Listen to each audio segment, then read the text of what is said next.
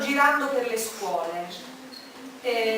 Alcuni professori fanno leggere il mio libro alle ragazze e ai ragazzi per affrontare la questione di genere, la questione culturale che è a fondamento di questa riflessione.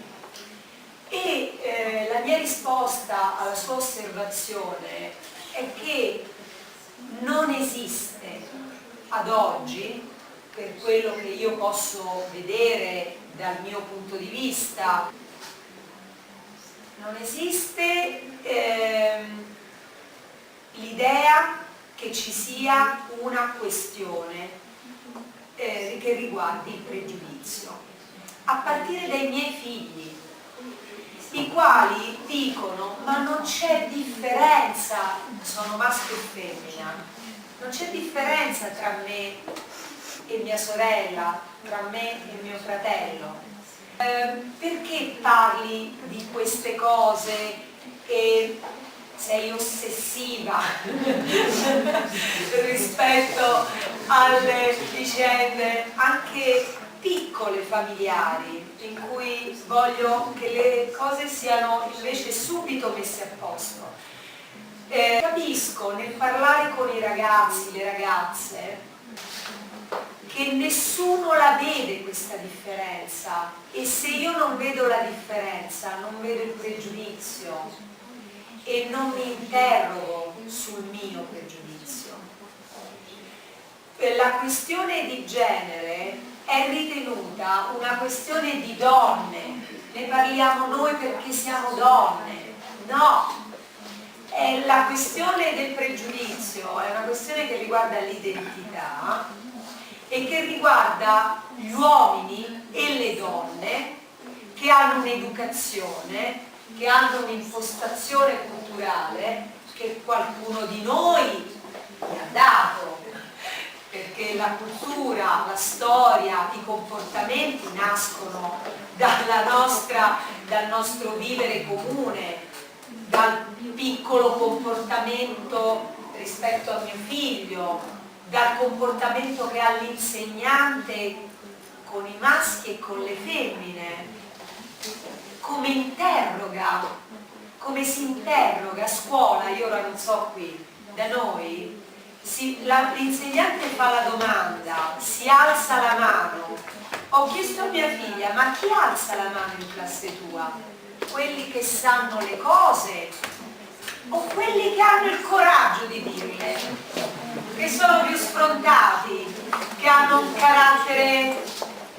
E lei mi ha detto i secondi, e mi ha detto: io non la alzo mai, mai, e studia tutto il giorno e sa le cose molto di più di coloro che alzano la mano.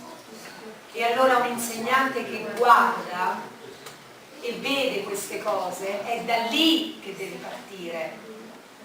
E vi dico un'altra cosa: non ho guardato qui in Lussemburgo, non ho avuto ancora l'occasione, i segnali stradali. In Italia, ora controllo fuori quando esco, noi abbiamo il segnale di pericolo. Il segnale di pericolo in Italia vede un uomo, un maschio, che prende per mano una bambina per farle attraversare la strada davanti alla scuola. Io non so com'è qui in Lussemburgo il segnale, se c'è un maschio che prende una femmina, è uguale. Mi hanno detto che non era così altrove, mi hanno detto che cambiano i segnali all'estero, che in alcuni paesi ci sono segnali di pericolo in cui il maschio prende la femmina e segnali di pericolo in cui la femmina prende il maschio. In Italia c'è solo il segnale di pericolo in cui il maschio prende la femmina. L'avvisa del pericolo, è lui che la tutela, è lui che la protegge. E questo segnale i miei figli lo vedono da quando sono piccoli così. È un problema culturale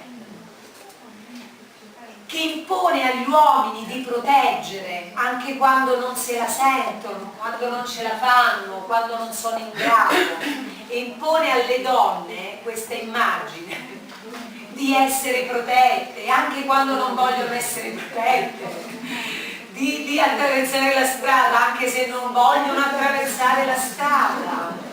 Impone un'immagine e quindi un pregiudizio che è difficile poi, è lo stesso che fa dire a chi entra nella mia aula è un giudice o una donna, è lo stesso, non c'è differenza dal punto di vista culturale, è un unico meccanismo rispetto al quale io mi auguro le nuove generazioni siano più avvertite, siano più consapevoli, ma qualcuno glielo deve dire.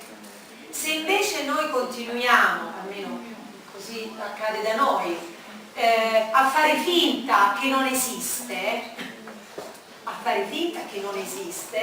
e che le femmine fanno lavori sempre medio-bassi, con guadagni medio-bassi, che non fanno il liceo scientifico ma fanno sempre le materie umanistiche perché sono quelle che più sono conformi alla loro capacità di sognare e così via. Perpetuiamo questa modalità di intendere i generi che è sbagliata, e però è un lavoro complicato, difficile, che riguarda uomini e donne. Nel nostro piccolo ciascuno